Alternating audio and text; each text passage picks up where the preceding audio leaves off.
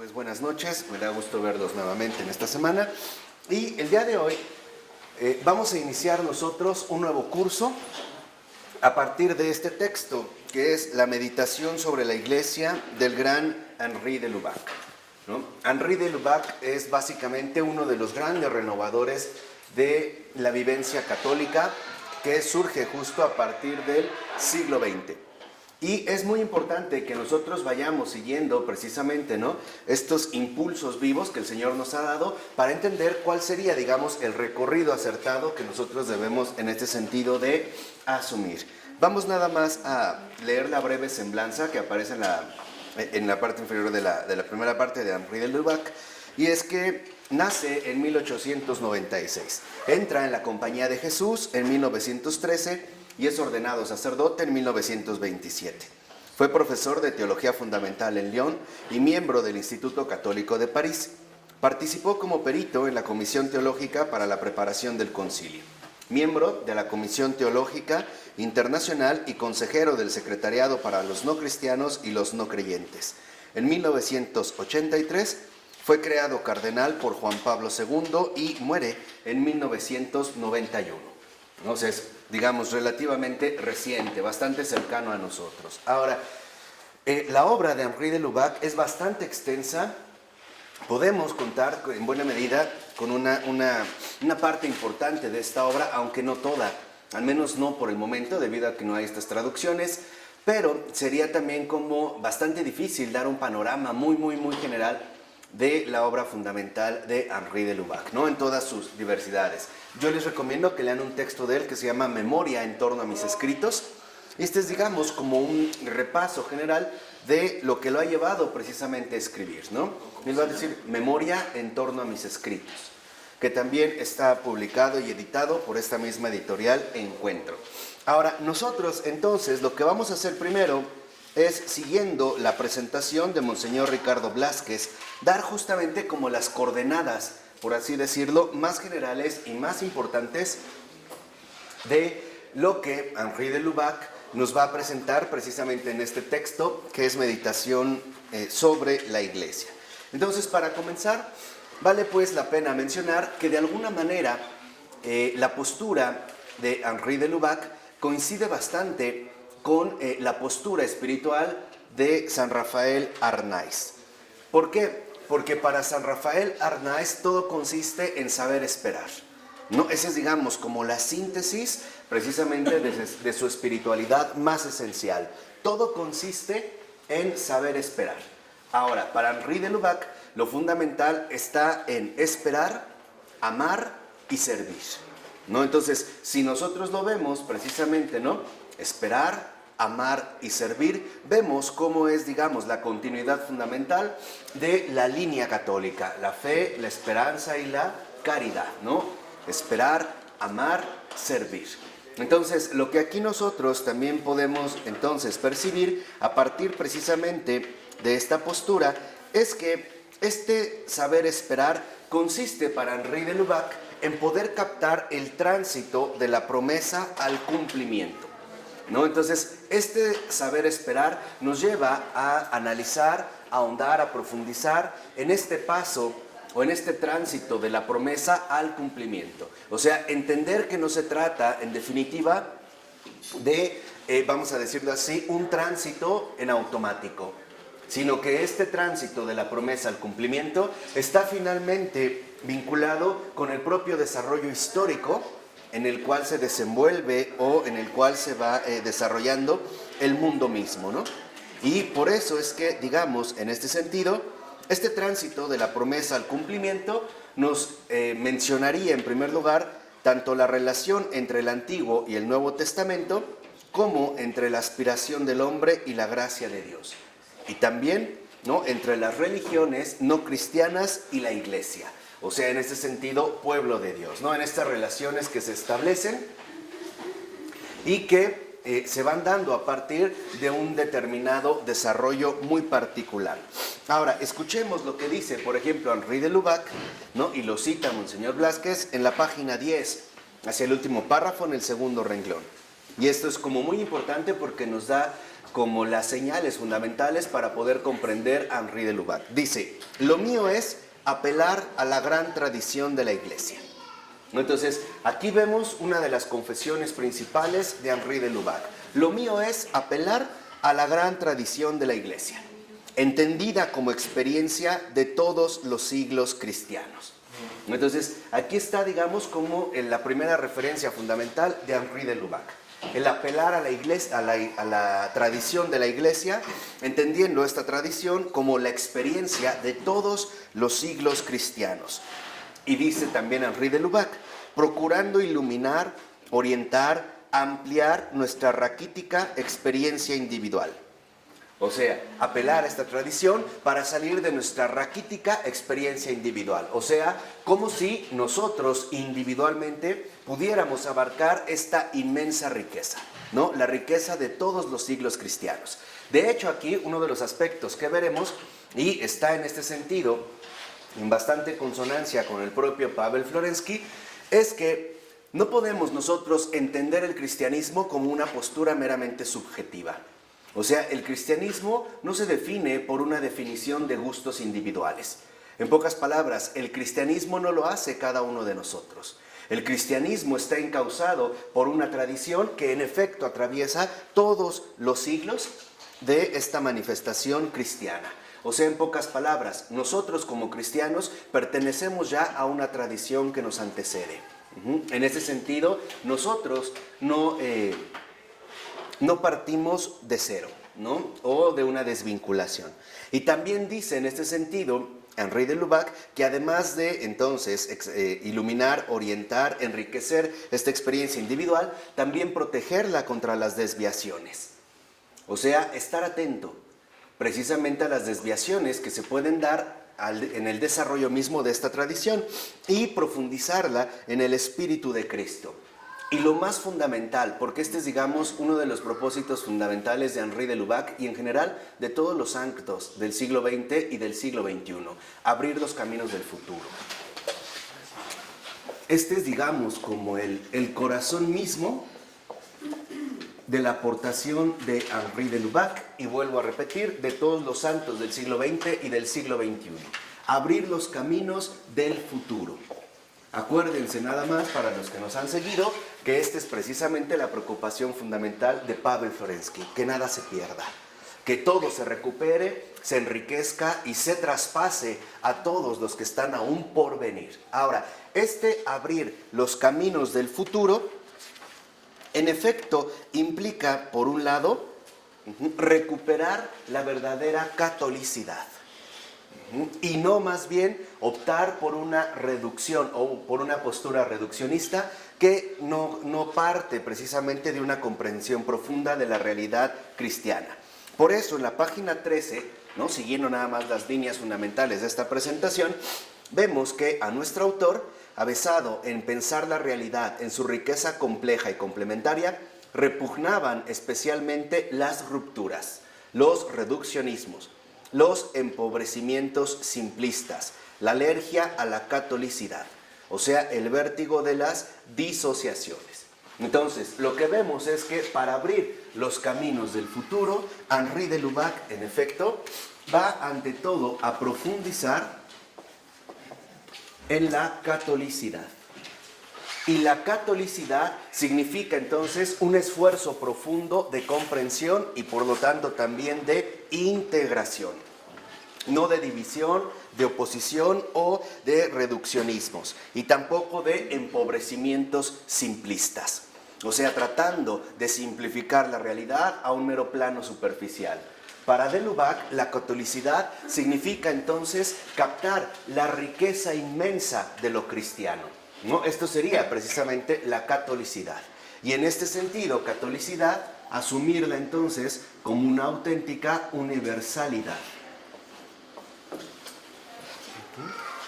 Esto significa entonces que para Henri de Lubac, abrir los caminos del futuro a través precisamente de reincorporar en nuestra existencia la catolicidad, o sea, esta exigencia profunda de universalidad y por lo tanto de comunión, significa la iglesia de los santificados.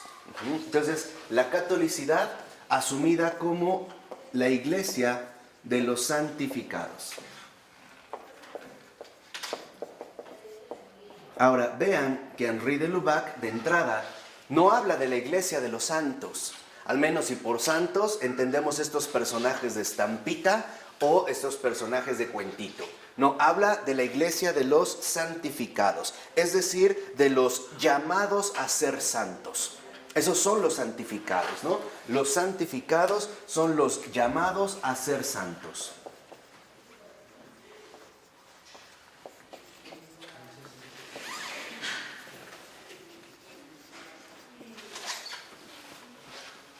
Es decir, aquellos que en efecto han sido santificados por Cristo. Por Cristo precisamente en su iglesia. Entonces, lo que vemos, y aquí también vamos a establecer este contacto fundamental en que, recuerden que para Pavel Florensky, el proyecto de Cristo contemporáneo es hacer suyas todas las culturas. Y la única manera auténtica, cristiana, de realizar este proyecto es a través de la santidad. No a través de posturas políticas, sociológicas o culturales que tenderían en último término a no ir a lo esencial. La única manera en la que Cristo hace suyas todas las culturas es a través justamente de la santidad. Entonces, Henri de Lubac lo mismo considera que la catolicidad es justo la iglesia de los santificados, es decir, los que han sido llamados a ser santos y que en efecto lo han sido. ¿Por qué? Porque se supone que la iglesia han entrado en comunión con Cristo. Y esa es la santidad, comunión con Cristo.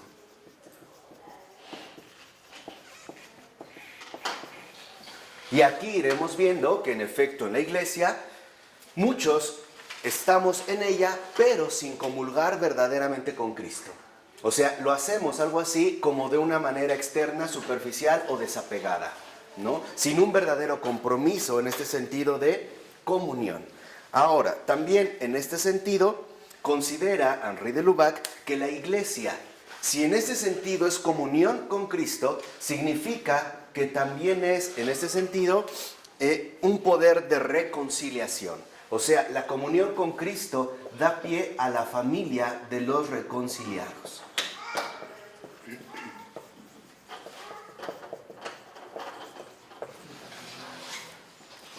Y aquí vemos también otro aspecto fundamental de esta catolicidad. Los que formamos parte de esta iglesia de Cristo, la iglesia de los santificados, de los llamados a ser santos, es porque entonces ahora entramos a formar parte de la familia de los reconciliados. No significa que nosotros estamos ahí por méritos propios, estamos ahí por pura gracia de Cristo, porque hemos entrado a la gran reconciliación. Entonces, también para Henri de Lubac, la iglesia, en cuanto tal, es fuente viva de reconciliación.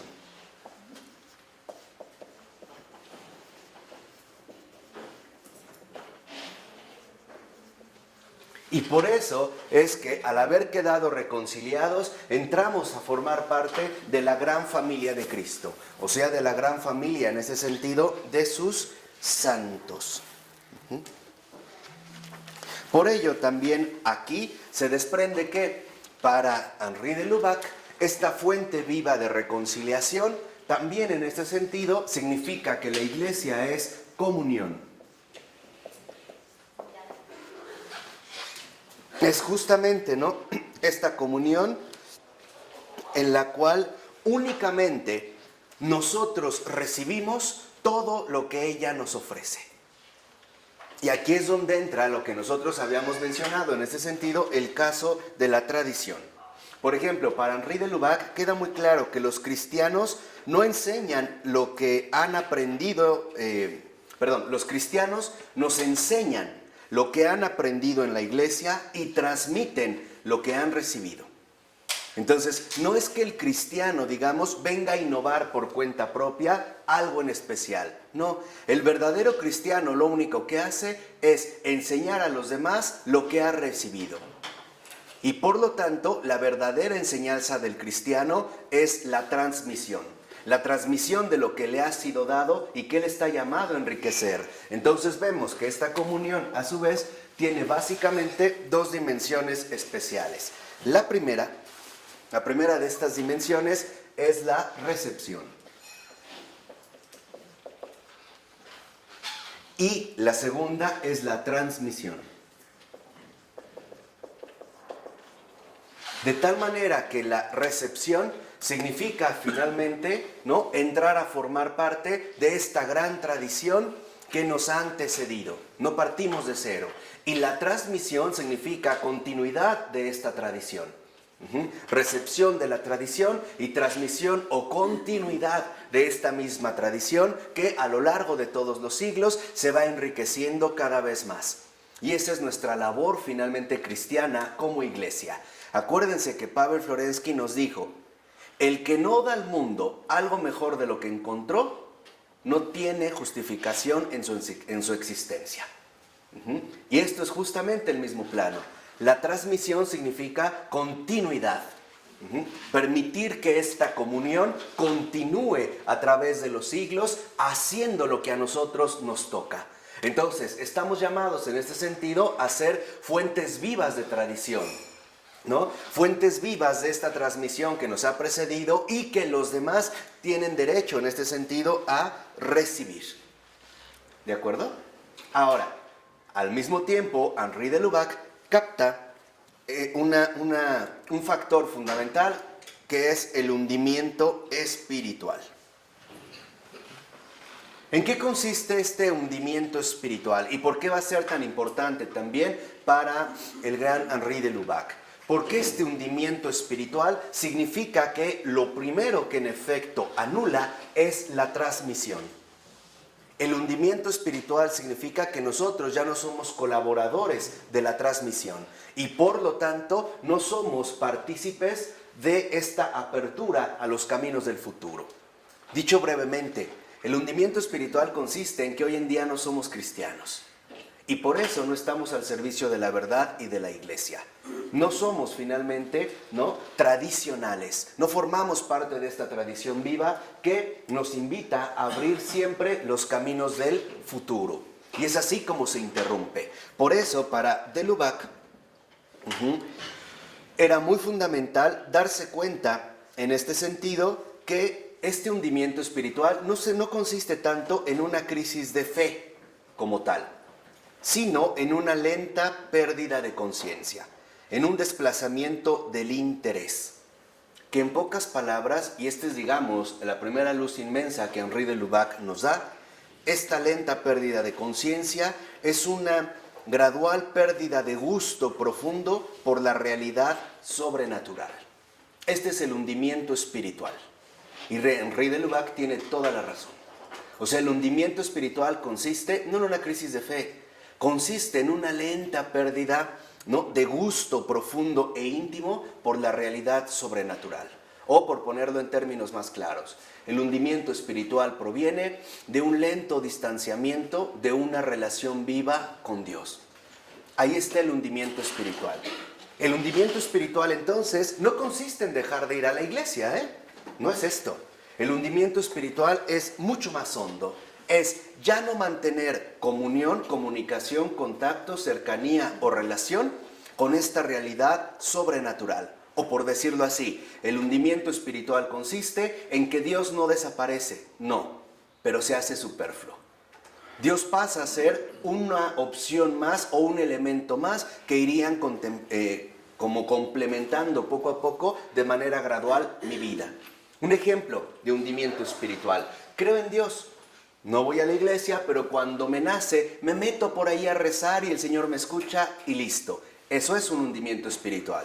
¿Qué quiere decir? Una pérdida de sentido, ¿no?, de contacto, de relación con esta realidad sobrenatural. Por ello, dicho sea de paso, Henri de Lubac escribirá un texto extraordinario que se llama El sentido de lo sobrenatural. O así, ¿no?, lo sobrenatural, nada más.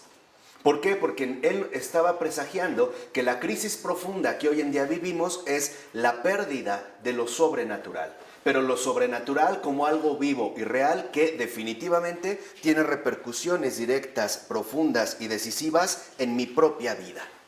Entonces, para Henri de Lubac, el hundimiento espiritual es esta ausencia de lo sobrenatural traída por Cristo al mundo y extendida por la iglesia. Entonces, vean en dónde en efecto Henri de Lubac coloca el punto central de la cuestión. ¿Qué quiere decir? Que hoy nosotros tal vez ya no formamos parte de esta tradición. ¿Por qué? Porque no estamos realmente inmersos en ella y por lo tanto, justo por anular esta relación con lo sobrenatural, no formamos parte de la transmisión o de la continuidad. Y entonces no hay ya caminos del futuro que mostrar a los demás. Y todo empezará a perder poco a poco sentido. Entraremos en una especie de callejón sin salida donde las personas, quizá un poco en su desorientación, empezarán también a buscar de alguna manera alternativas distintas para satisfacer esta sed de lo sobrenatural.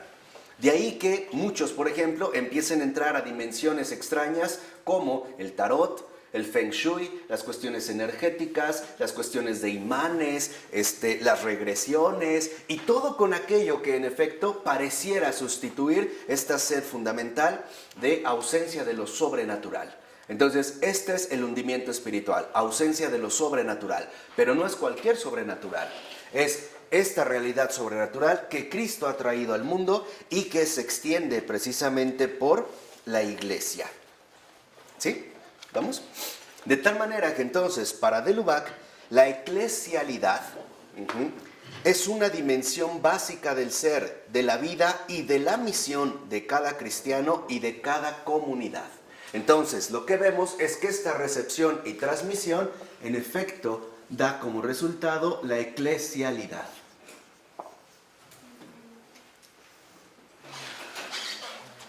La eclesialidad no es otra más que la iglesia viva, o sea, la tradición que no muere y que persevera a lo largo de todos los siglos. Por ello va a decir en último término Henri de Lubac que sin eclesialidad, es decir, sin verdadera comunión con lo sobrenatural o sin auténtica catolicidad, no hay, digamos, un auténtico ser cristiano, no hay una auténtica vida cristiana y no hay una auténtica misión cristiana. Entonces, en esta eclesialidad se comprometen estos tres aspectos fundamentales de cada uno de nosotros: el ser, la vida y la misión. Podríamos nosotros tratar de ahondar un poquito más en la eclesialidad, diciendo que es justo nuestra incorporación a la iglesia como tradición viva, como realidad sobrenatural, que la eclesialidad conforma nuestro ser, o sea, lo que somos. Lo somos. Realmente somos eclesialidad, nuestra vida, o sea, en este sentido, lo que vivimos. Y nuestra misión, lo que hacemos. Por eso, no hay que confundir auténtica misión, en este sentido de eclesialidad, con buenos proyectos. Un buen proyecto no es más que el sustituto barato de la auténtica misión. Los buenos proyectos no son más que baratijas, o no sé, ¿cómo se llama hoy cuando no es original? No. Réplicas. Imitaciones, exacto, imitación. ¿No? Son como imitaciones deficientes de la auténtica misión. ¿Qué significa esto? Que los buenos proyectos no es otra manera más que el modo en el cual queremos acallar esta exigencia de conciencia, ¿no? La misión es manifestar en el mundo la realidad sobrenatural. Y esto solo lo podemos hacer a través de nuestra inserción viva en la iglesia. De otra manera, entonces, empezaremos nosotros a desarrollar determinados sustitutos, ¿no? Empezaremos a desarrollar sustitutos disfrazados de buenos proyectos que en último término no coinciden precisamente con la misión. ¿Por qué? Porque lo que hacemos en este sentido en la misión es sobrenatural. ¿Qué quiere decir que es sobrenatural? Que es finalmente acorde con la gracia y no acorde con el ímpetu humano o con, en este sentido, el interés humano. Por eso es que Henri de Lubac, en la página 19, desde el primer renglón, ¿no?, va a decir que nosotros necesitamos conocer bien su estructura interna. O sea, saber cómo se está en ella, cómo se vive en su interior y cómo se actúa desde ella. Esto sería en ese sentido lo fundamental, lo primordial. Hay que saber bien su estructura interna, es decir, cómo se está en ella, cómo se vive en su interior y cómo se actúa desde ella. Aquí vemos entonces, por ejemplo, por qué el Padre Pío llegó a decir que una obra humana, por muy buena que nos parezca y por muy inmensa que pudiera parecer, si no es según la voluntad de Cristo, o sea, si no es la eclesialidad, no sirve pero para nada. Así se construyeran 1000 hospitales de la más alta calidad con cupo para 1 millón de enfermos. No sirven absolutamente para nada. Y la razón es muy simple, porque entonces trabajamos para nosotros mismos, pero no estábamos al servicio de Cristo. Y esa es la eclesialidad, el ser, la vida y misión que se traduce en servicio a Cristo.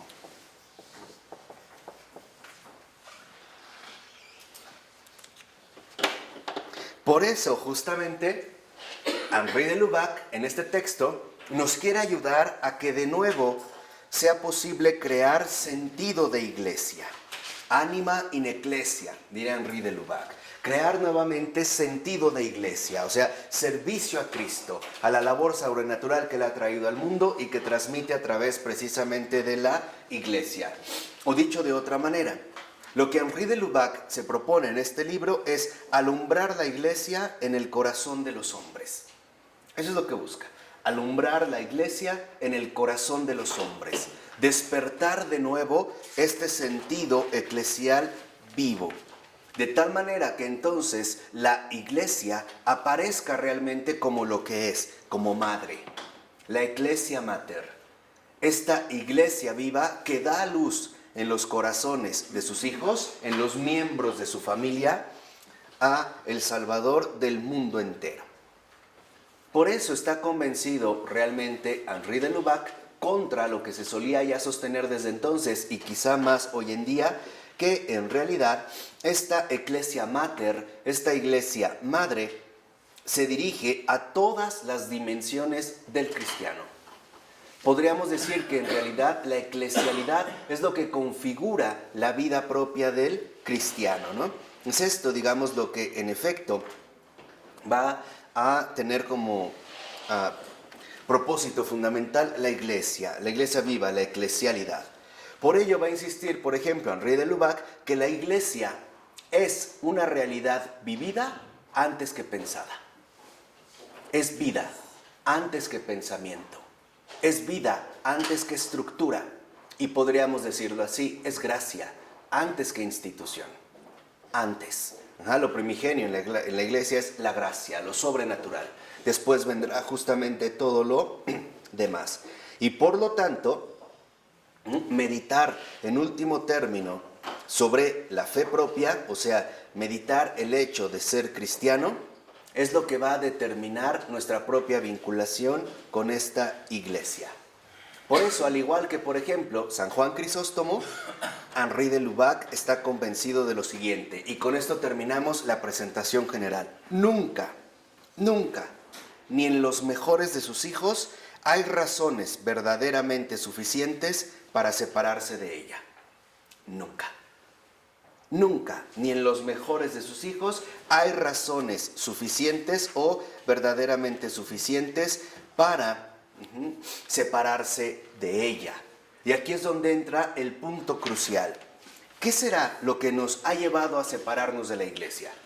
¿Qué es en realidad aquello que de alguna manera nos ha conducido a tomar distancia, incluso a mirarla con recelo?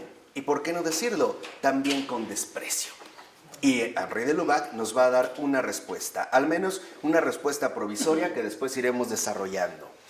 Dice Henri de Lubac, el cristiano tiene que superar no solo la prueba de la verdad del cristianismo. O sea, el cristiano tiene que superarse a sí mismo, que es lo que nos enseñó la página 25, Pavel Florensky, ¿no? El cristiano tiene que superarse a sí mismo. Primero, al reconocer que la verdad es algo que lo desborda infinitamente, pero además tiene que superar otra prueba. la prueba de la pobreza, miseria y vulgaridad de la iglesia. Y eso es lo que no nos gusta. ¿Qué quiere decir? Que no superamos las pruebas, y menos la segunda. Podríamos estar de alguna manera dispuestos a superar la primera, ¿no? La prueba de la verdad del cristianismo que nos desborda, pero la segunda definitivamente nos resulta demasiado inaceptable. En pocas palabras, tenemos que dar un paso decisivo. ¿En qué consiste este paso decisivo? En superar la resistencia a los sacramentos de humildad del Verbo. O sea, tenemos que superar la bajeza que también está presente en la iglesia.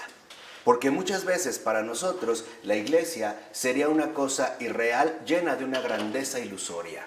En pocas palabras, tenemos realmente que crecer en la caridad.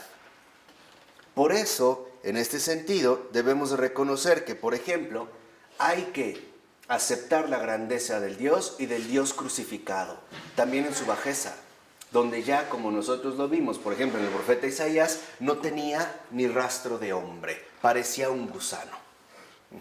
En pocas palabras, tenemos finalmente que superar ambas resistencias. Resistencia a lo mejor, algo que es más grande que nosotros, pero también resistencia a lo peor, algo que ante lo cual también nos resultaría incluso repugnante.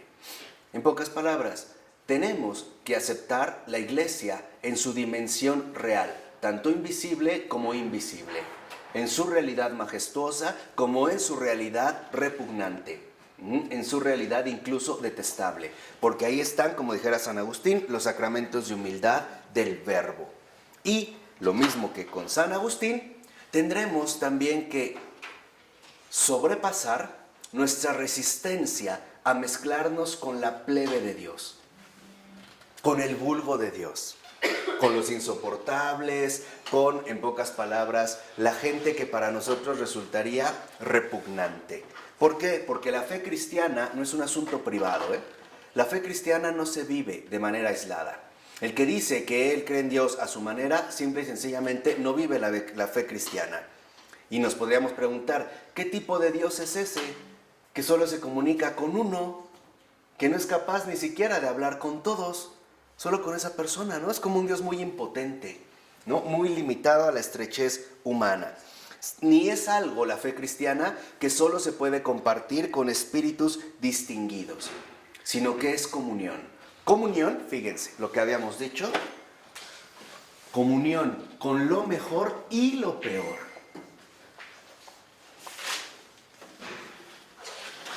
Y esto es lo que a veces no nos gusta. Caramba, si no lo hacemos ni en el ámbito social, menos lo vamos a hacer en el ámbito sobrenatural. ¿Cuáles son nuestros criterios, por ejemplo, de convivencia ordinaria? ¿Cuáles son las amistades que aceptamos? ¿No será que a veces en realidad solo tenemos ciertos intereses escondidos para favorecer las relaciones, tener palancas, ingresar en el círculo de los distinguidos que de alguna manera me puede favorecer o por lo menos hacerme sentir mejor? Entrar en ámbitos que no me corresponden. ¿Y qué hay de lo peor? ¿Cuántas veces despreciamos al prójimo porque huele mal, porque no viste como nos agradaría, porque tiene errores, porque no sabe hablar o porque no sabe comer? Eso no es comunión. En otras palabras, eso no es eclesialidad. Ahí es donde nosotros nos ponemos al descubierto. La eclesialidad no es entrar a la iglesia, es vivir la comunión con todas sus exigencias. Ante lo mejor que nos supera, los santos, y también ante lo peor, aquello que nos escandaliza. Entonces, debemos de superar las posibilidades de escándalo. Con nada estamos satisfechos. Los santos, uy, no, esos son santos, esos no tienen nada que ver conmigo. Y los peores, menos tampoco. Los depravados, los pederastas, los violadores, los mentirosos, los corruptos. Entonces, ¿dónde carajo estamos colocados? No nos identificamos ni con lo mejor. Los santos no son inaccesibles ni con lo peor. Yo no tengo nada que ver con ellos. Entonces, ¿dónde estamos? Este es, digamos, el propósito fundamental de Henri de Lubac. Crear, iluminar en el corazón del hombre nuevamente, ¿no?, el sentido de iglesia. Por eso, si lo ven, ¿no?, en esta presentación, en la página 27, en el segundo párrafo, más o menos a la mitad, dice el texto: estamos llamados a tener un corazón más grande que nuestras ideas. Estamos llamados a tener un corazón más grande que nuestras ideas. Porque seamos sinceros, hoy ocurre justamente lo contrario. Somos hombres de grandes ideas y de corazones pequeños y miserables. Tenemos ideas para todo, todo, nos llenamos de ideas. Es que la iglesia, es que no sé qué, los sacerdotes y el papa, bueno, y un corazón mísero, un corazón mínimo. Es más, yo me atrevería a decir, ni siquiera tenemos corazón. Tenemos nada más lo que quedó de ese corazón. Un pedazo ahí de corazón. Pero eso sí, grandes ideas. Por eso, en último término, la comunión exige superación.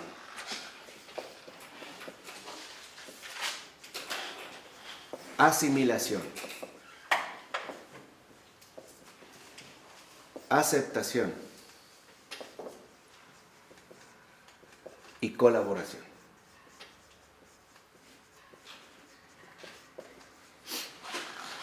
Hoy nos podemos dar cuenta de algo muy claro. Toda la gente habla de la iglesia, bien o mal, pero qué pocos la viven. Qué pocos realmente la viven. Qué pocos están en ese espíritu de eclesialidad. Todos tenemos ideas acerca de la iglesia, para bien o para mal, justas o injustas, no nos interesa. Pero solo eso, ideas. Ideas. Y por eso es que insiste finalmente Henri de Lubac. Estamos llamados a tener un corazón más grande que nuestras ideas. Y fíjense, y estamos llamados a no confundir el amor a la tradición eclesial con la dureza de corazón y el fanatismo torpe. Tampoco estamos llamados entonces a creer que esta tradición se basa en el fanatismo torpe o bien en la dureza de corazón que en último término nos lleva a romper precisamente con la comunidad, con la comunión, o sea, con la misma catolicidad. Tener un corazón más grande, un corazón tan grande como para dar cabida tanto a los mejores como a los peores, a los ricos y a los pobres, porque también se presenta el impulso contrario, ¿no? Hay quienes dicen, no, yo solamente amo a los pobres y desprecio a los ricos. Bueno, ¿por qué? ¿Por qué? Ambos, esa es la comunión. Es decir, un amor verdaderamente católico, sin alergias, sin restricciones, a los limpios y a los sucios, a los mejores y a los peores, en pocas palabras, a los santos y a los pecadores. A todos por igual. Y por igual no significa al mismo nivel. Significa por igual en el mismo reconocimiento de su dignidad. Por eso es que Henri de Lubac está convencido, en último término, que la eclesialidad de la fe necesita mayor esclarecimiento y más hondo arraigo en los cristianos. Vean si no. Entonces, lo que vamos a ver precisamente, ¿no?, a lo largo de este texto es este esclarecimiento y propósito de arraigo en el corazón de los hombres, de cada hombre, con respecto a la eclesialidad de la fe. Bueno, vamos a iniciar entonces en este texto la meditación sobre la iglesia en el capítulo 1, que es la página 37. La iglesia es un misterio. Entonces lo que voy a hacer es, bueno, ya saben, nuestro método bastante medieval es ir leyendo el texto y hacer comentarios que pueden enriquecer la lectura, ¿no? Sobre todo tratándose ya aquí de estos textos tan sustanciosos y tan luminosos. Comienza diciendo ya Henri de Lubac. Todo lo que ya voy a leer es de Henri de Lubac. Dice, se ha señalado más de una vez que los siglos más tradicionales hablaban poco de la tradición. Entonces vean, con lo primero que empieza es justamente con la tradición. Dice, ya se ha señalado más de una vez que los siglos que nosotros considerábamos más tradicionales hablaban poco de la tradición. ¿Por qué? Porque estaban inmersos en ella, vivían de ella, leían los libros santos con sus ojos. No era para ellos el pasado, sino el presente. Y aquí está una de las grandes diferencias con respecto a nosotros. Cuando nosotros hablamos de tradición, no estamos hablando de un presente vivo y vigente, sino que de inmediato lo ubicamos con lo ya pasado, ¿no? Por eso hablamos de conservar las tradiciones, algo así como de forzar a que el pasado no se extinga, ¿no? Mantenerlo de alguna u otra manera aún presente en el presente. Dice Henri de Lubac, no era tanto un objeto de estudio como la forma de su pensamiento. Dicho de otra manera, los siglos más tradicionales vivían la tradición. No la habían todavía asumido como un objeto de estudio, no la habían asumido en ese sentido bajo una determinada distancia. Piensen, por ejemplo, en el caso de los padres apostólicos, ¿no? De los propios apóstoles. Para ellos está claro que la tradición es su misma vivencia. De hecho, no es posible todavía separarse o mantener a distancia lo que llamamos tradición. Dice 4 renglones antes de que acabe el texto. La realidad poseída les dispensaba hasta cierto punto del concepto. O sea, para ellos era una forma plena de vida. No la cuestionaban. Toda la riqueza de la tradición era suya. Y por lo tanto, en estos siglos, la hacían fructificar, transmitiéndola después sin reflexionar sobre ella. Entonces, lo primero que vemos al referirnos precisamente a la tradición es que la tradición comienza, en primer lugar, con un arraigo vivo.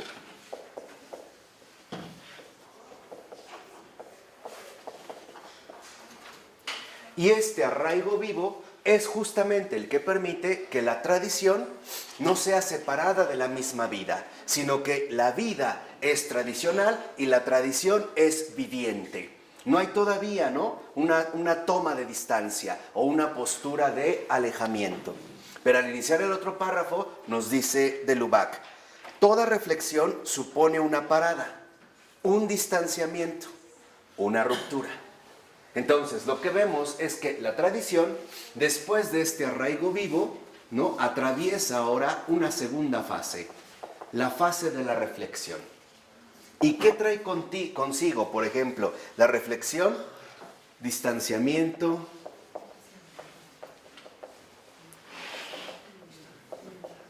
ruptura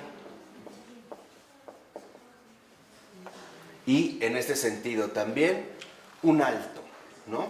Poner un alto.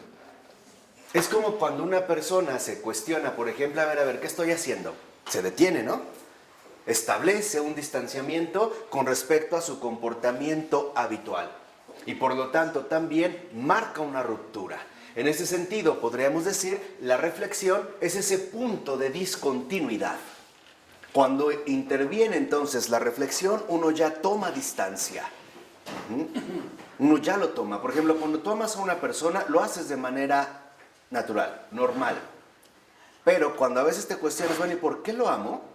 Ahí parece que en efecto esta reflexión te obliga a detenerte, a interrumpir el flujo mismo de la vida, ¿no? A tomar una distancia y por lo tanto establecer un alto que va a conllevar una ruptura. ¿Y qué trae a su vez? Fíjense, ¿qué trae a su vez esta reflexión que establece distanciamiento y ruptura y un alto? Ahora viene el tercer punto y son comparaciones. Empezamos a comparar. Empiezan los cuestionamientos reflexivos. ¿Es mejor esto que lo otro? ¿Realmente estaremos viviendo lo correcto? ¿Estaremos haciendo lo adecuado? ¿O habrá otra posibilidad? Etcétera. O sea, empieza, digamos, este proceso, que es un proceso también de vida en general que vivimos todos. Lo planteamos en las relaciones humanas, en las cuestiones laborales, en nuestro propio crecimiento, etcétera, etcétera, etcétera, ¿no?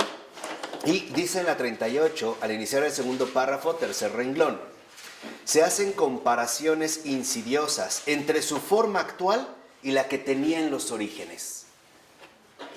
Es como cuando a veces la gente se queja, es que ya no eres el mismo que antes, has cambiado, no te reconozco, eres otra persona.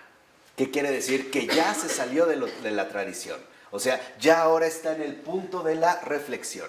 Y estas comparaciones, a su vez, ¿no?, desprenden dos elementos muy particulares.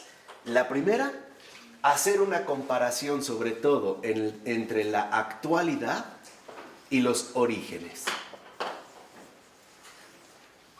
Es que al principio tú eras de esta manera. Digo, lo estoy tratando de poner este ejemplo para que vean hacia dónde va el punto, ¿no?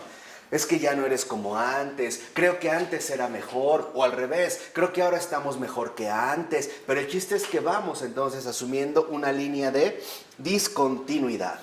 Y en efecto, 2 renglones abajo, como dice de Lubac, nos preguntamos si todo este conjunto de creencias y de costumbres es auténtico, si no se ha sobrecargado y corrompido a lo largo de las épocas.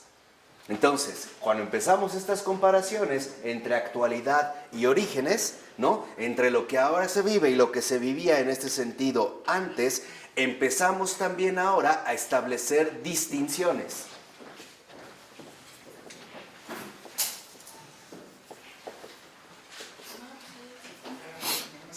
Y las distinciones, a su vez, nos lleva, por ejemplo, a establecer criterios de oposición. Por ejemplo, entre la autenticidad y la corrupción. Entre esta autenticidad y corrupción, por ejemplo, nos preguntamos, ¿realmente es auténtico lo que vivimos o será que de alguna manera se ha perdido la pureza de los orígenes?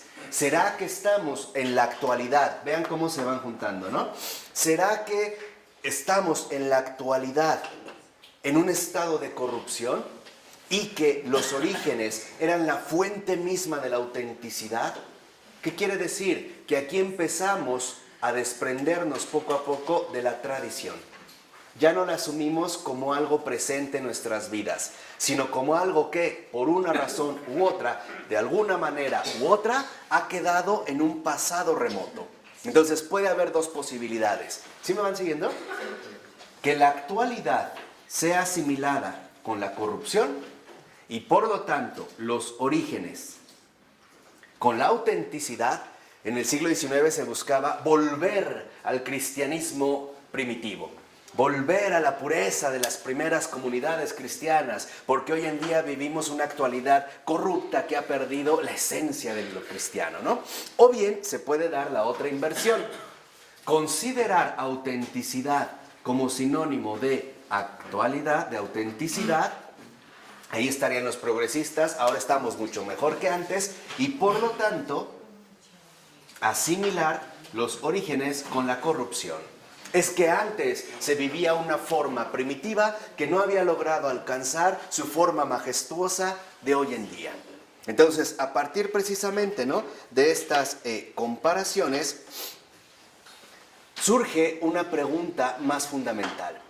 ¿No será que entonces la tradición se ha vuelto más bien un peso que una fuerza? Y aquí está el aspecto central. En el principio, la tradición es una fuerza. Después, se va convirtiendo, a través de este proceso, en una carga. Baltasar hablaba de la fuerza alfa. Y es esto, este arraigo vivo es una fuerza. Es una fuerza viva y eficaz.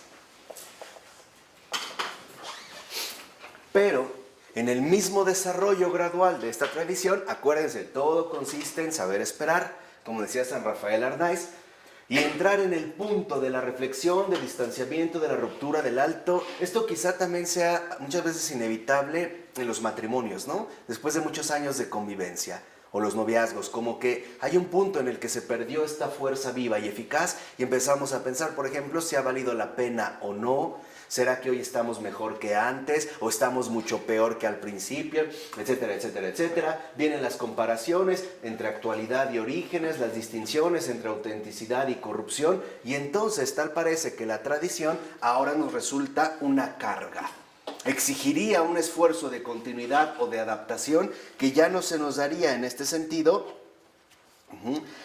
vamos a decirlo así, fácil de asumir. Por ello, dice ahí mismo a continuación Henri de Lubac, no va a constituir la tradición en adelante un obstáculo para la vida que tenía que suscitar y transmitir. Y dice Henri de Lubac, por eso se hacía necesario reflexionar sobre lo que se estaba viviendo. Entonces, Henri de Lubac de ninguna manera considera que esta reflexión sea algo negativo en el desarrollo mismo de la tradición, sino que era necesario.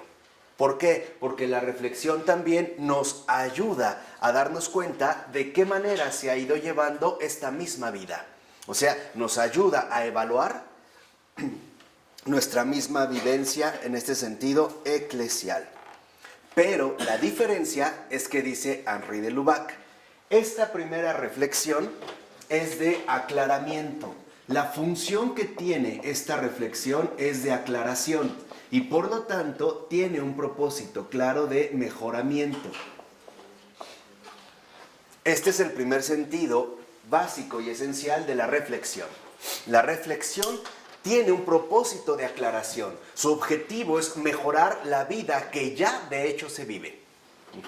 Se reflexiona en pocas palabras para decir qué podemos mejorar y por lo tanto también evaluar a lo mejor en qué nos estamos fallando o qué habría, digamos, que adecuar todavía más. No de justificación.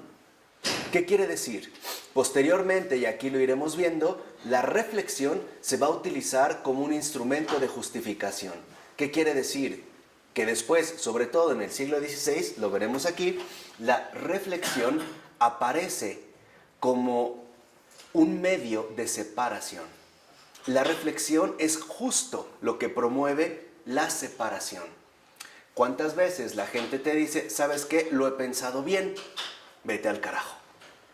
Así de sencillo. Lo mismo con la iglesia. ¿Sabes qué? Lo he pensado bien, vete al carajo. ¿No? Aparece, ya perdió su propósito fundal la reflexión como aclaración y por lo tanto con un propósito de mejoramiento. Ahora empleamos la reflexión como pretexto para la separación. En pocas palabras, ya no buscamos mejorar, buscamos separar. ¿De acuerdo? Pero por eso va a decir en este sentido, en los 3 últimos renglones de este párrafo, que la reflexión de estos primeros momentos no domina la preocupación por refutar. Es mucho más importante la necesidad de ver claro, de darse cuenta cómo están las cosas. Y para eso es la reflexión. No para justificar las rupturas, sino para darse cuenta cómo están las cosas.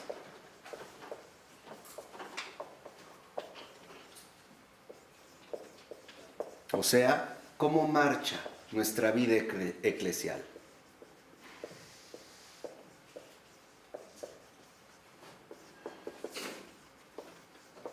O sea, nuestra fe cristiana.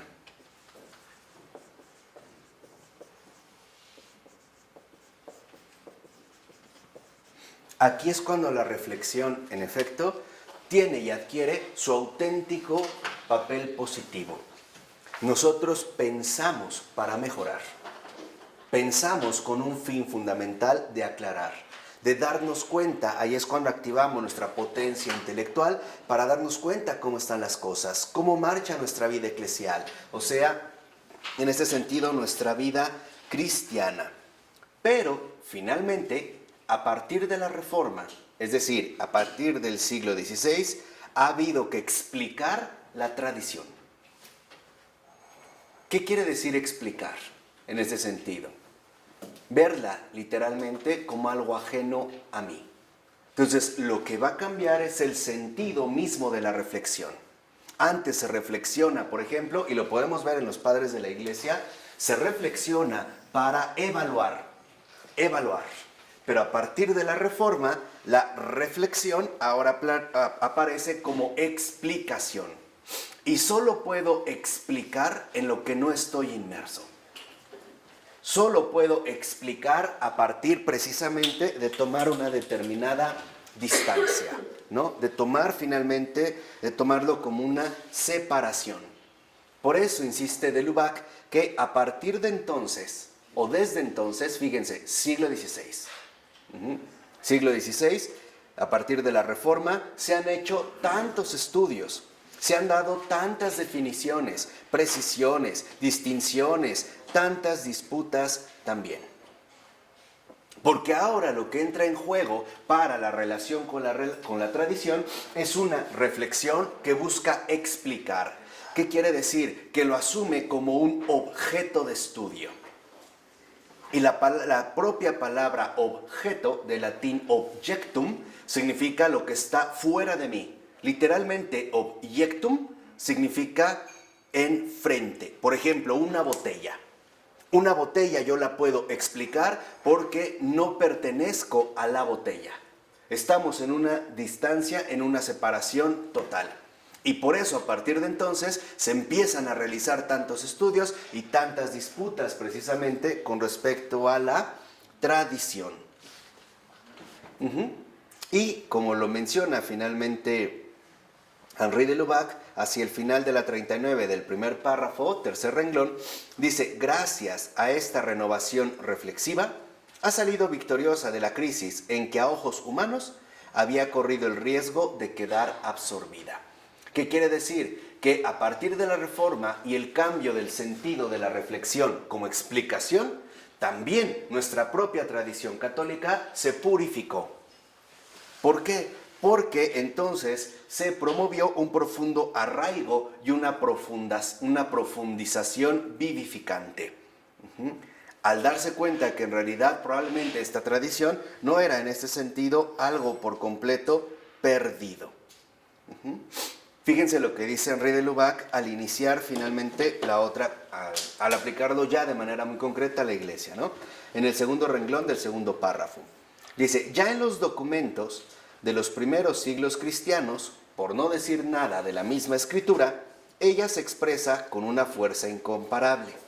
Desde el principio se nota que tiene una conciencia extraordinariamente profunda de su ser. Su idea está omnipresente, impone por todas partes su forma a los enunciados de la fe. Además, muy pronto la Iglesia tuvo que comenzar a reflexionar sobre sí misma.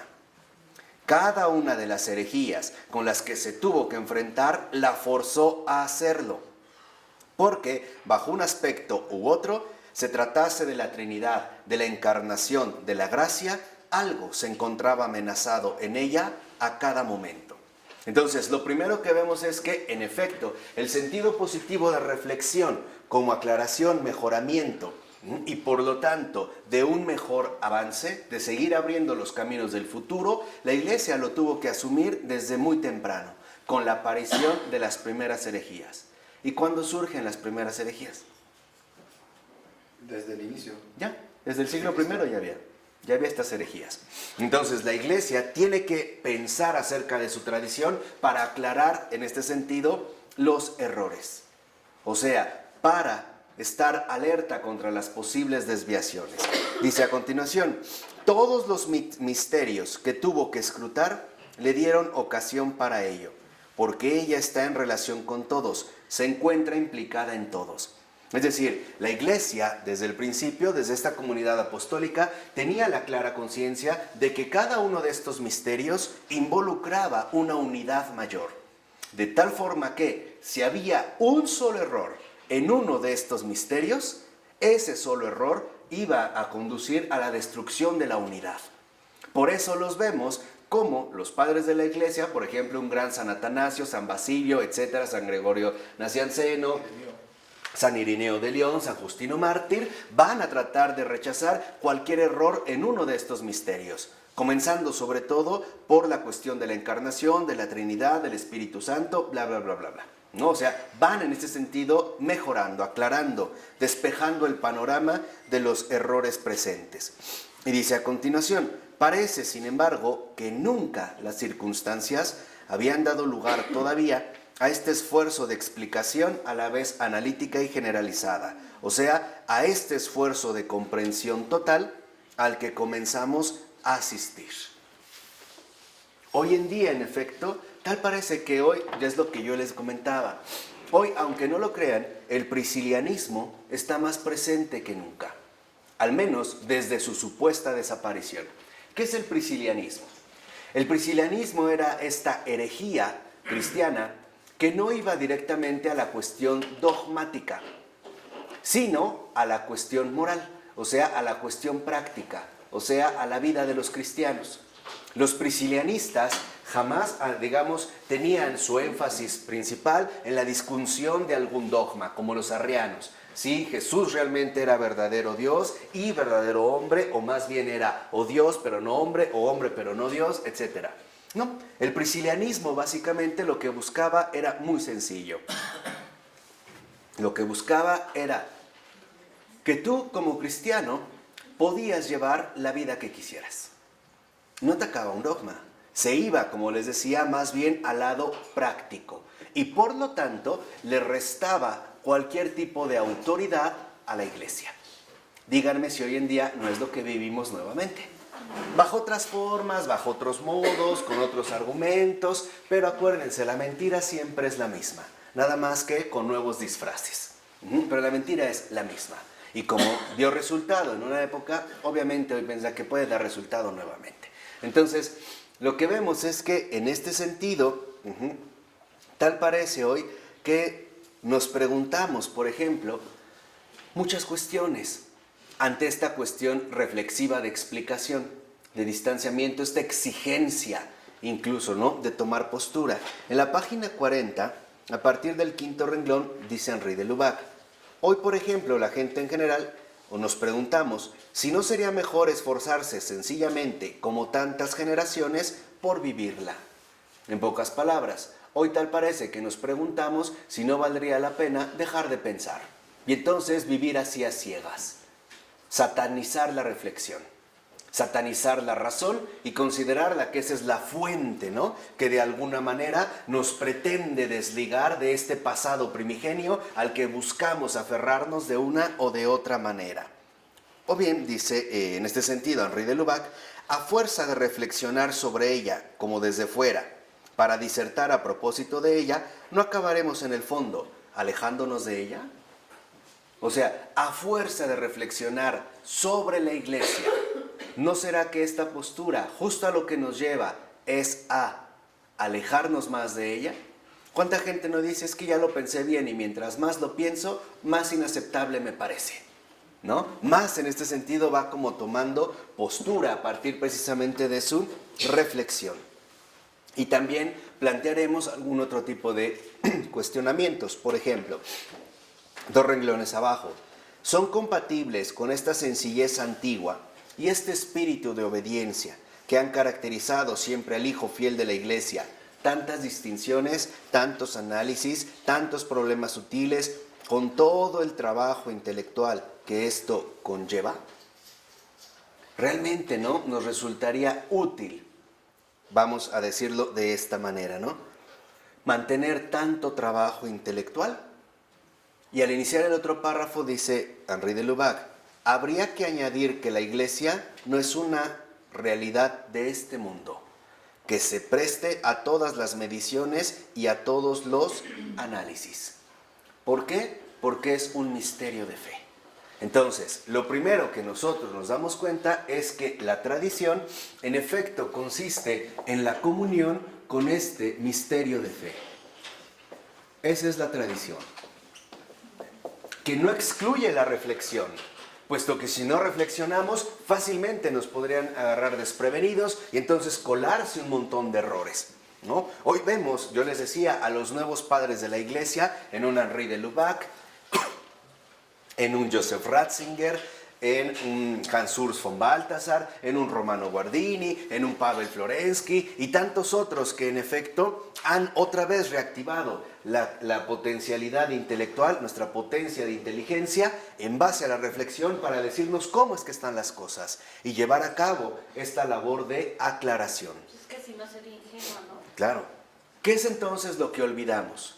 Que la iglesia no es algo enteramente humano. Eso es lo que olvidamos.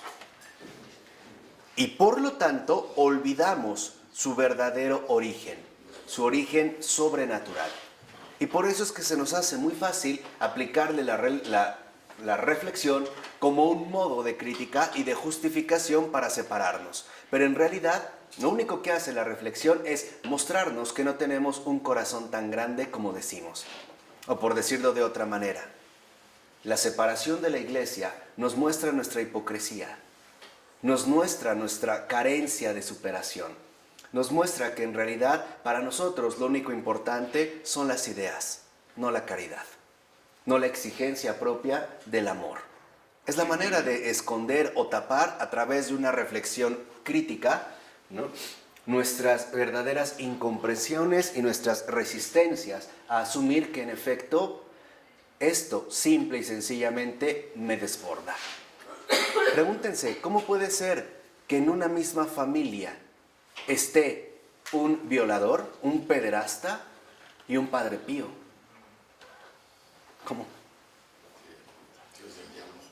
¿Cómo no? Parecería que en efecto para nosotros ahí hay trampa, ¿no? Hay una especie de astucia humana que busca por todos los medios encubrir sus deficiencias. Y por lo tanto olvidamos, vuelvo a repetir, que justamente olvidamos que se trata de un misterio de fe. Y fíjense, ahí mismo en la página 40, 2 renglones antes de que acabe el párrafo, dice: no menos que los demás, ella supera la capacidad y las fuerzas de nuestra inteligencia. ¿Quién puede agotar el misterio de la encarnación? Que el infinito se haya hecho finito, que el verdadero Dios se haya hecho verdadero hombre, o de la pasión de este Dios, o de la Trinidad, o de la Iglesia. ¿Por qué suponemos que este misterio de fe sí lo podemos agotar? En base a nuestras propias perspectivas humanas. Porque como nos recuerda Henri de Lubac, incluso no menos que los demás misterios de fe, esta iglesia supera la capacidad y las fuerzas de nuestra inteligencia. Ahora bien, dice comenzando la página 41, el misterio excluye toda cuestión curiosa, porque a veces nuestra curiosidad se alía fácilmente con la morbosidad. Y entramos en realidad no con un auténtico espíritu de comunión, sino que entramos buscando algún pretexto para desatar toda nuestra furia, ¿no? Es como aquella persona que se sienta a comer, no con la verdadera intención de disfrutar los alimentos, sino buscando qué defecto encuentra para armar un pleito. Si una sopita quedó quemada, si había un pelito al lado, si la cuchara no estaba bien limpia, el mantel está arrugado, le sirvieron su sopita 10 minutos después de cuando la pidió, etcétera, etcétera, etcétera. Y esto también es muy común en nosotros. O sea, ¿qué espíritu nos mueve? ¿Espíritu de comunión o espíritu de división? Realmente para nosotros la iglesia ¿es exigencia de comunión o pretexto para la discusión? ¿Cuántas veces no utiliza la gente hablar de la iglesia para sacar lo peor de sí mismo? La crítica al prójimo sin fundamentos, en lugar de hablar peor o más todavía, más mal, de él. Por ello es que olvidamos que en último término este misterio debe ser creído en la oscuridad. ¿Qué significa que la iglesia es un misterio que debe ser creído en la oscuridad, que debe ser meditado en el silencio? ¿Qué quiere decir? Que solo este misterio de fe se vive a través del silencio meditación, o sea, de la oración. Por eso una persona que no lleva una vida de oración no aguanta estar en la iglesia. Si llevando una vida de oración es difícil y doloroso, y a veces no entendemos por qué en la iglesia se dan estas realidades, a veces incluso, pues sí, tan dolorosas, tan vergonzosas, tan complicadas, y escandalizan. Imagínense a alguien que no lleva una vida de oración. Pues más, ¿no? Más, finalmente lo colapsan, ¿no? Lo enloquecen.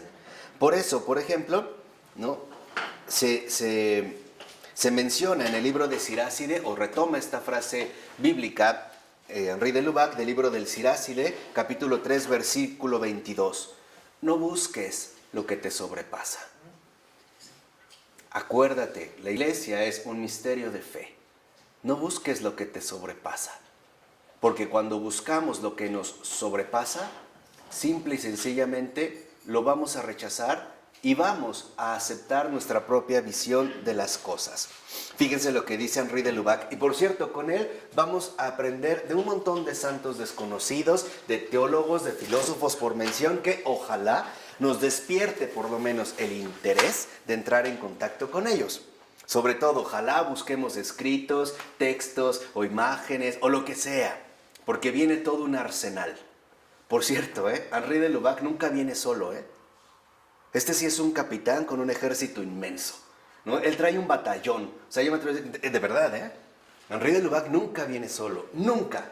¿Por qué? Porque la fuerza de Henri de Lubac radica en lo siguiente. Siempre donde está Henri de Lubac, ahí está la fuerza de toda la tradición. Y ya lo van a ver. Van a ver cómo viene toda la tradición encima. Dice, recuérdense, en la antigüedad cristiana, las lamentaciones de San Efrén, las quejas de San Hilario, o de San Basilio. En nuestra Edad Media, las penas de Guillermo de Saint-Thierry, los escrúpulos de Alano de Lillé, más recientemente la indignación de Pascal. ¿Cuántos otros creyentes se han lamentado de tener que hablar de lo que no hubieran querido, de lo que hubieran debido limitarse a adorar, maldiciendo incluso a quienes les forzaban mediante provocaciones a arrojar, por así decir, el objeto sagrado de su fe en el torbellino de las teorías y de las disputas humanas? No, esa es su tarea. No, si no la acabamos, esa va a ser su tarea. Pero lo fundamental aquí es que veamos también cómo en esta misma tradición, cuántos se han lamentado de tener que tratar de explicar lo que de hecho viven. Lo que para ellos es una vivencia transparente y sacarlos, por lo tanto, de la adoración de este misterio, de su vida serena a la luz de la verdad.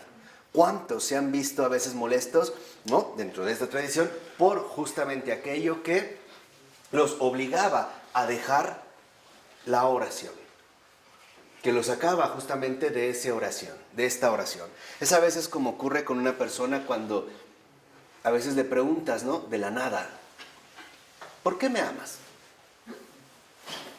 Y a veces, ay, no me preguntes eso, ¿no? A veces decimos, no me preguntes eso porque en realidad no tenemos respuesta. O sea, porque en realidad no la amamos.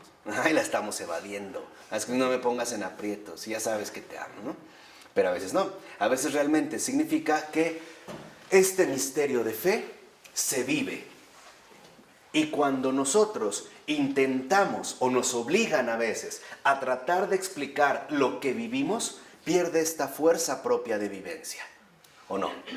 Se pierde esta fuerza. Es decir, tal parece que quedamos fuera de esta fuerza viva y eficaz. Y entramos al ámbito muchas veces árido de lo discursivo. Qué diferente es cuando tú vives algo con intensidad y después de alguna u otra manera estás como obligado a hablar de ello, o te obligan a hablar de ello, como que de alguna manera te sacan de esta fuerza viva. Por eso dice a continuación Henri de Lubac, 2 renglones abajo: como cristianos creemos, esperamos, pero ¿no es esto mismo lo propio de la iglesia? Esperar, creer. En pocas palabras, la eclesialidad es creer, o sea, fe. Dicho muy simplemente, ¿cómo se vive un misterio de fe? Pues con fe. Y eso es lo que no hacemos. No asumimos este misterio con fe. Si es un misterio de fe, en efecto, lo tendremos que hacer precisamente a través de la fe. Porque no es en último término, como se verá más adelante, la iglesia no es la asamblea de los creyentes o la asamblea de los habladores. La iglesia es la congregación de los fieles o es el lugar donde van a vomitar discursivamente todos los habladores. ¿Qué es la iglesia? La iglesia, como nos recuerda en este sentido Henri de Lubac, la oración forma creyentes, no habladores. Creyentes que van creciendo tanto en calidad intelectual como en altura espiritual. Creyentes. Y esta es, digamos, la fuerza fundamental de la iglesia. Por eso, si nos vamos en tres renglones abajo, ¿no? Dice de Lubac: por tanto, si en lugar de contemplar el objeto de su fe, de invocar el objeto de su esperanza, el sujeto se vuelve para contemplarse a sí mismo, si llega a tomarse indefinidamente por su propio objeto de estudio, no habría que tener miedo de que debido a esta paralización y a esta especie de complacencia en sí mismo, como quien quiere contemplarse en oración, levante una pantalla entre su mirada y la realidad en la que él cree y espera. Dicho brevemente, aquí es donde aparece el profundo error protestante. Para el protestante, ahora lo fundamental no es la contemplación del misterio de fe, es ahora analizar su propia fe, es verse en último término a sí mismo. Y por lo tanto, ya no es verdaderamente un ¿qué? Un creyente. Ya no vive en realidad como creyente, porque ahora solo vive de sí mismo, del análisis de sí mismo. Por eso a partir de esta, distorsión fundamental del misterio de la fe, donde el sujeto ahora se empieza a analizar a sí mismo, empieza como a obsesionarse con su fe, se desarrollaron también un montón de escrúpulos. Estos escrúpulos, por ejemplo, se manifestaron de manera muy clara en estos motivos puritanos para ver si estoy cometiendo la más mínima falla en mí. Para ver si en realidad no será que me estoy desviando del camino, de pensamientos, de palabra, de obra, de acción, de omisión. O sea, en pocas palabras, se deja la contemplación, ¿no? Esta oración de creyentes que viven de la contemplación, y pasamos entonces ahora a la indagación en uno mismo. Este fue, digamos, la inversión fundamental que marca esta ruptura y esta, precisamente, distancia. Por eso va a insistir Henri de Lubac, al iniciar el otro apartado, que no hay que ignorar el peligro. La tarea de reflexión es siempre delicada. Siempre es delicada. Porque pone en juego un poder inmenso y la acechan muchas desviaciones. Por ejemplo, una de las peores desviaciones en la labor intelectual es perder de vista la verdad y quedar seducido por la novedad intelectual. O sea, por los logros intelectuales a los que llegamos. Y entonces quitamos la verdad a favor de la novedad. Nos encanta lo novedoso, aunque sea falso. Piensen, por ejemplo, en la actitud que han tomado muchas parejas contemporáneas a través de estos rituales swinger. ¿Es esta la verdad de una relación? No, pero hay que buscar la novedad para no entrar en la costumbre. Entonces vamos a intercambiar parejas. Vamos a tratar de renovar nuestro amor. Porque esto no es infidelidad. Vean la astucia a la que llega, ¿no? Esto no es infidelidad. Es simplemente valor de honestidad. Porque no te estoy engañando. Tú estás aquí. Vean ya el grado de complicidad en la malicia al que se llega. Y todo por haber salido precisamente de la contemplación.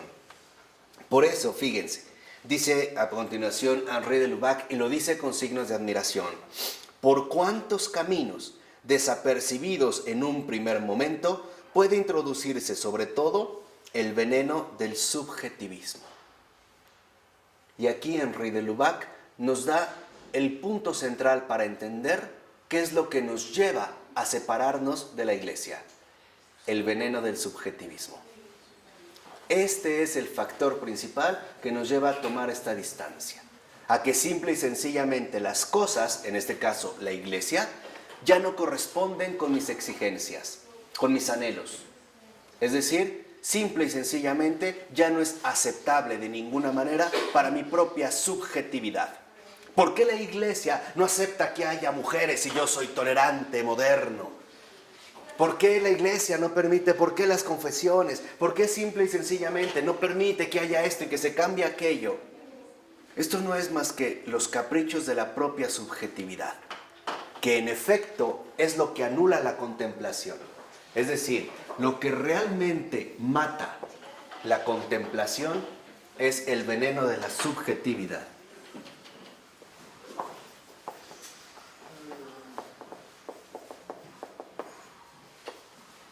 Este es realmente lo más peligroso en la vida de contemplación. Gaby. Esto es precisamente lo más peligroso, el veneno de la subjetividad. ¿Por qué? Porque la contemplación significa realmente estar libre de uno mismo, ver las cosas a la luz de la verdad, sin que mi subjetividad, en este sentido, trastorne el mismo transcurso de la vida. Por ejemplo, una persona con celotipia es fuertemente mordida por el veneno de la subjetividad. Ve lo que le parece. Lo peor no es esto. Lo peor es que lo afirma como cierto. Puede ser que esta persona iba en la calle, sonrió, coincidió con que la otra persona se iba riendo por algo que recordó. ¿Y por qué te ríes? ¿La conoces? Vete con ella, lárgate con ella. Es más, ¿te gusta? Yo te la presento. Ándale, lárgate con esa zorra, vete con esta perra, y no sé qué tanto. Ese es el veneno de la subjetividad. No, porque es grave, aquí da risa, pero en realidad es muy, muy grave. Quería que lo vieran porque en efecto el veneno de la subjetividad es justo lo que nos arranca de la contemplación. Nos priva finalmente de acceder a la luz de la verdad. Por eso dice en ese sentido que en el último renglón, pero el hecho de ser consciente de él, o sea, el hecho de ser consciente de este veneno de la subjetividad, del subjetivismo, constituye ya una primera protección. O sea, por lo menos hay que estar conscientes de que este veneno está presente entre nosotros. Mientras que, si uno queda hipnotizado por él, este se agrava y uno se paraliza. Entonces, lo que vemos es que este veneno de la subjetividad paraliza. ¿Estoy haciendo lo correcto? ¿Realmente estoy siendo un santo o soy un pecador? ¿Ya será que estoy en el cielo? A ver, ¿qué buenas obras he hecho? A ver, voy a medir mis pensamientos y todo esto que llevo. ¿O estoy condenado? ¿O la otra postura? No, paraliza. Generalmente, por lo general, es muy fácil caer presa de este veneno de la subjetividad. Como la madre que no ha recibido la llamada de su hijo y ya está pensando quién sabe qué tantas cosas y se paraliza. Se paraliza, ya no puede pensar. Alguien le habla, no, espérame, es que estoy preocupado. Oye, ¿no te ha hablado fulano? Está paralizado. Lleva paralización. Y por lo tanto nos saca de la contemplación. Porque la contemplación es acción. La contemplación no es más que vida contemplativa. Eso es contemplación. Es la dinámica de la verdad. Esta es contemplación. Entonces, este veneno de la subjetividad, a su vez, se opone, por tanto, a la dinámica de la verdad.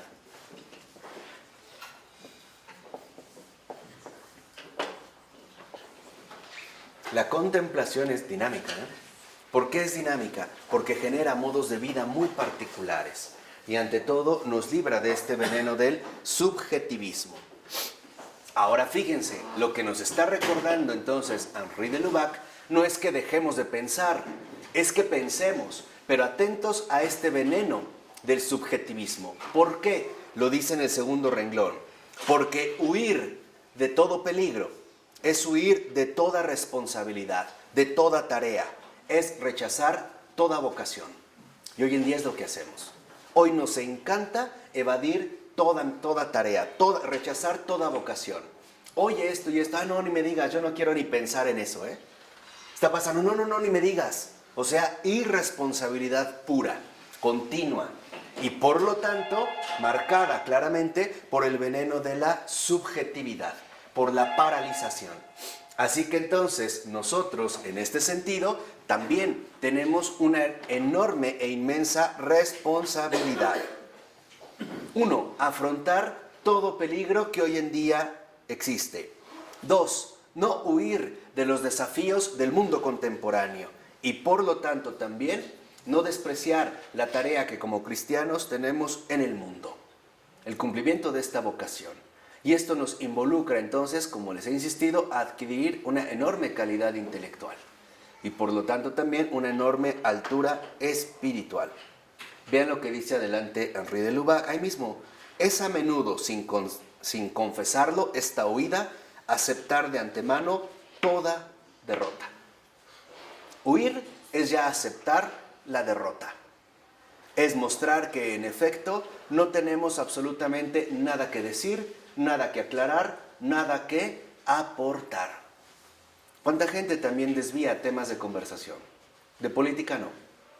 De religión menos. De la situación actual menos. De la homosexualidad no.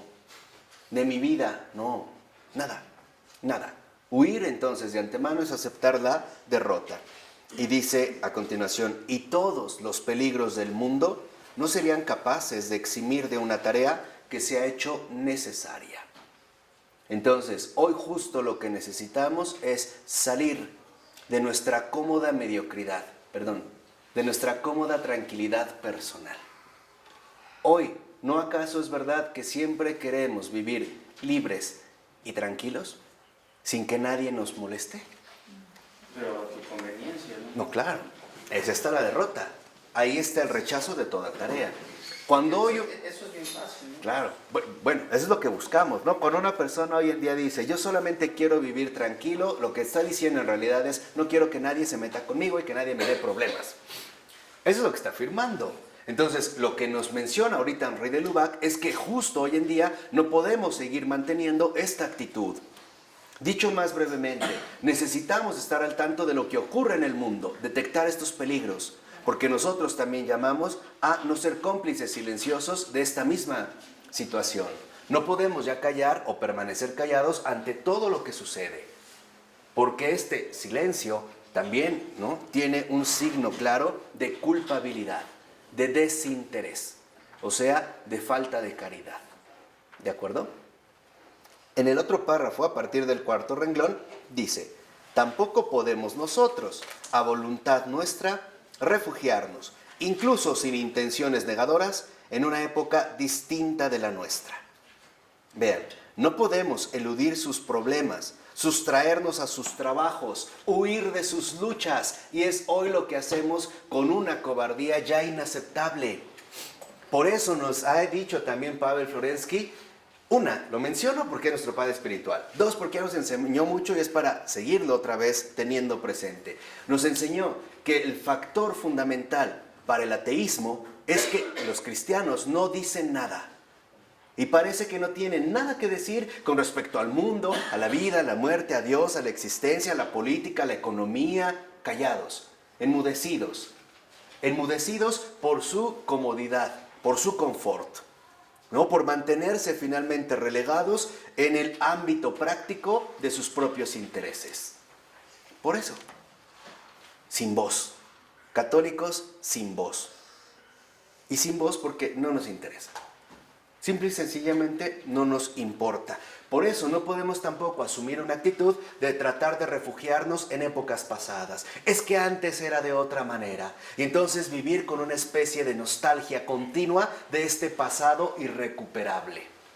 O al revés, asumir la postura opuesta y tratar de fugarnos a un futuro que no ha llegado, pero que tal parece nos evita asumir el presente.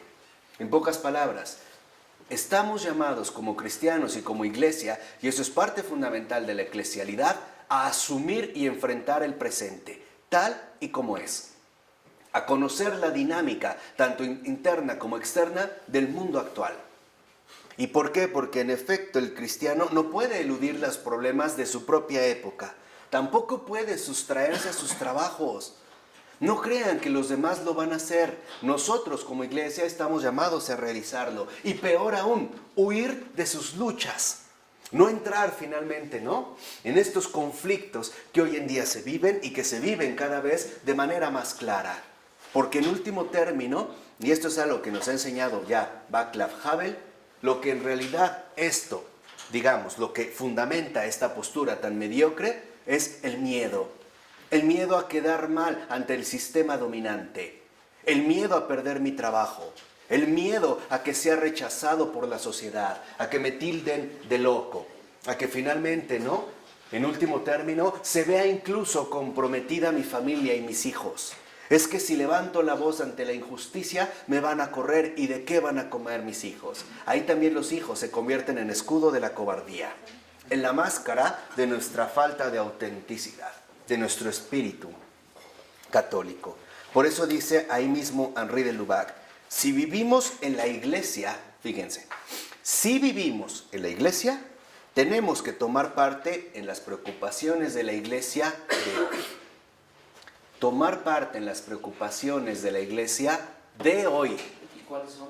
Y por ejemplo, hoy en día es la familia, la dignidad humana, la libertad, el multiculturalismo, la política del reconocimiento, la economía justa, etcétera, etcétera, etcétera. Pobres. Ahí están las preocupaciones de hoy, de hoy.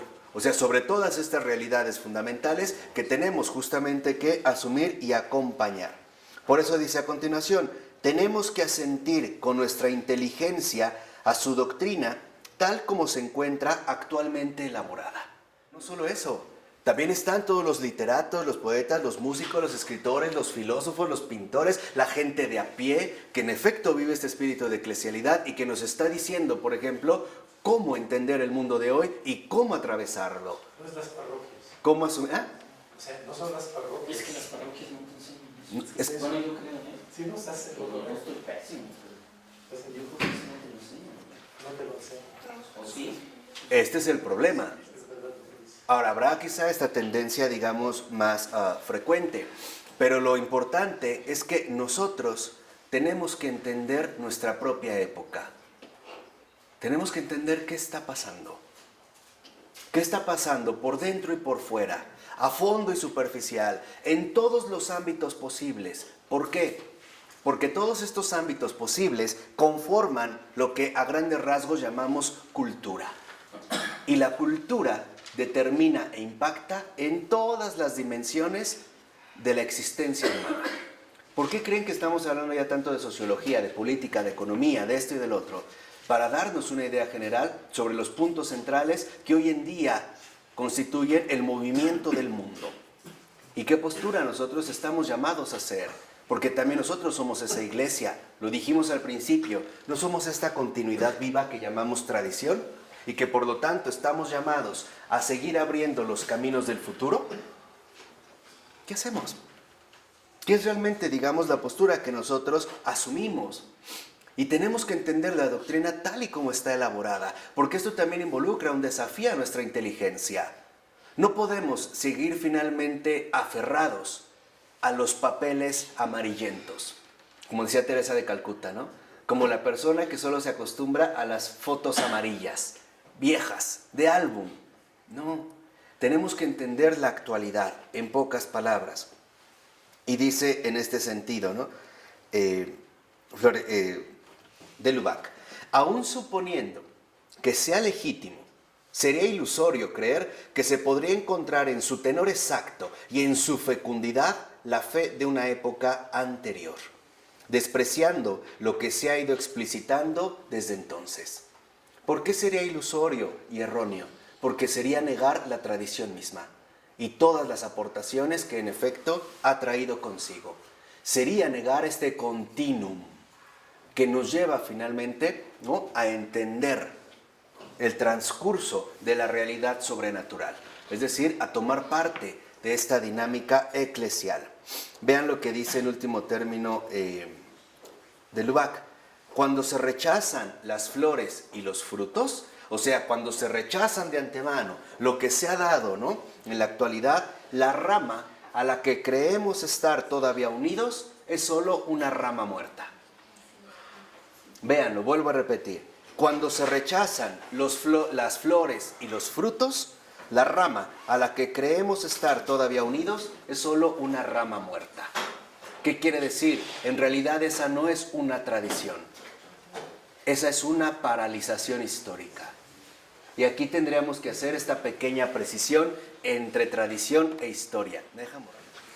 Cuando les decía que, para que entiendan esto de la rama muerta, solo quería hacer una pequeña distinción conceptual entre historia y tradición. La historia en cuanto tal es acumulación de hechos pasados.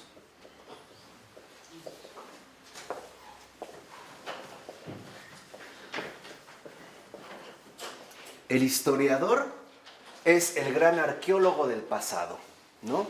Busca estos acontecimientos, estos hechos que en efecto su propio carácter histórico los ha dejado atrás, ¿no? Decía, lean a Ernst Jünger. Ernst Jünger es un alemán, un literato filosófico que murió como a la edad, si mal no recuerdo, 105, 103 años, algo así, bastante avanzado.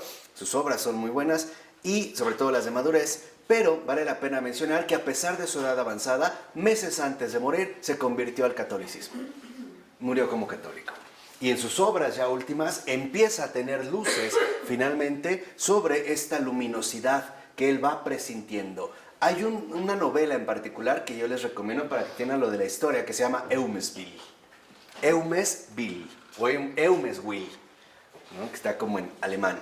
Es una novela extraordinaria, porque precisamente el protagonista es un historiador y habla de un sistema en el cual se domina, ¿no?, de cierta manera la cultura, el sistema en el que vivimos, y cómo él como historiador está llamado finalmente, ¿no?, a especializarse en el pasado, pero el historiador tiene una gran limitación.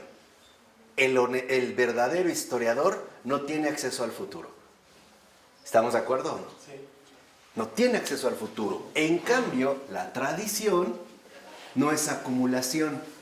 La tradición es continuidad. Es una continuidad viviente. Ahí lo viejo y lo nuevo extienden sus dimensiones fundamentales no solo a lo que ha pasado, sino que también la tradición, en tanto continuidad viviente, apunta a un porvenir. Cosa que la historia no puede realizar. A lo mucho, la historia podrá darnos ciertos indicios acerca del presente. Podrá más o menos, en base a lo pasado, dar ciertos atisbos, por ejemplo, sobre la situación presente. Pero es muy difícil que en efecto se pudiera extender al futuro. Mediante esta, precisamente, ¿no?, precisión conceptual, lo que vemos es que en efecto no podemos nosotros suponer que una época pasada es lo que realmente resulta genuino en la Iglesia. ¿Por qué? Porque esto sería, curiosamente, atacar la tradición. Negar su propia, ¿qué?, continuidad. O dicho de otra manera, el error fundamental estaría en que se niega la continuidad viviente, por lo tanto, la tradición, y se asume ahora la Iglesia como una mera, ¿qué?, historia. Como un hecho pasado, que hay que tratar o intentar perpetuar en el momento presente de la manera que sea. Por eso también nos insiste bastante de Lubac que necesitamos recuperar la vivencia plena de la tradición. De tal manera que si lo vemos, ¿no?, dice en el siguiente, abajito en el otro párrafo, el error mismo y la rebelión imponen en cierta medida un nuevo estilo y otro énfasis tanto a la existencia fiel como a la expresión de la verdad. Entonces, lo que vemos es que, en efecto, lo que está comprometido en la tradición, en el porvenir, es justo la expresión de la verdad.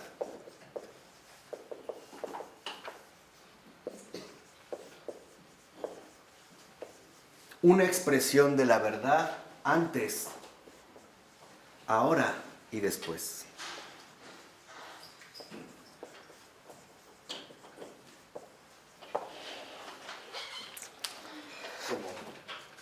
Sí, o sea, la expresión de la verdad es una continuidad viviente que nos lleva finalmente a darnos cuenta en su desarrollo anterior la manera en que, en último término, llega a este momento presente y también la manera en la cual es fundamental encauzar su continuidad hacia el futuro, hacia lo que aún está por venir, en ese sentido, hacia el después. La verdad no es una fase histórica. La verdad es una dinámica que se va desarrollando gradualmente dentro o vamos a decirlo así, incluso a pesar de la historia misma. Por eso es también bien importante que nosotros no confundamos tradición con historia. Ahí es donde entra, por ejemplo, este criterio que vimos hace un momento, que comentamos, del protestante, donde empieza a utilizar la reflexión como explicación. Y no la excluye, ¿verdad? ¿Qué? No es historia, pero tampoco la excluye. No. La abarca. La abarca, la desborda más bien. Entonces, es muy importante que no confundamos esto, porque si no, a veces vemos la tradición, vuelvo a insistir, como un acontecimiento ya pasado. Es decir, como si se tratara de un hecho meramente histórico, Se repite. condicionado por el tiempo. Y aquí es donde está un aspecto fundamental. La historia está sometida al tiempo. En cambio, la tradición permanece solo en la eternidad y desde la eternidad. Porque no es el intento humano de perseverar o de conservar algo. Es justamente, ¿no?, la expresión viva de la verdad que en el tiempo se va manifestando poco a poco. Y por lo tanto no depende del agotamiento histórico o de los condicionamientos históricos. Por ello, lo que tenemos que ver en este sentido es que necesitamos también hacer frente, ¿no?, a esta situación a través de la inteligencia creyente. Y esta inteligencia creyente, que es la gran escuela de Pavel Florensky, la escuela de la razón creyente, ¿no?, depende de una gran iluminación recibida, o sea, de una auténtica vida de oración. Y por lo tanto también aprender a expresar nuestras propias timideces, o sea, reconocer simple y sencillamente nuestros límites al respecto. Pero no significa que mis límites limitan la realidad. Significan que no he crecido lo suficiente para comprender más. O para ponerlo en términos tajantes, más tajantes todavía, que todavía no he sufrido lo suficiente como para amar lo que se me pide. Y esa es la gran escuela de la Iglesia. La Iglesia nos enseña a morir a nosotros mismos. ¿De qué nos salva la religión?, decía Florensky, de nosotros mismos. ¿De qué nos salva la Iglesia? De nosotros mismos, de nuestra limitación, de nuestro egoísmo, de nuestro desorden, de nuestro vacío. Ese es el propósito fundamental. Cuando nosotros vivamos y aceptemos y recibamos cada vez más esta gran iluminación, créame, el mundo empezará a cambiar. Esto lo acaba de decir hace poco en uno de sus sermones el Papa Francisco. Dijo: cuando empecemos a darles a aquellos de los que sabemos no recibiremos nada, el mundo empezará a cambiar. Que así sea. En nombre del Padre, del Hijo y del Espíritu Santo. Amén.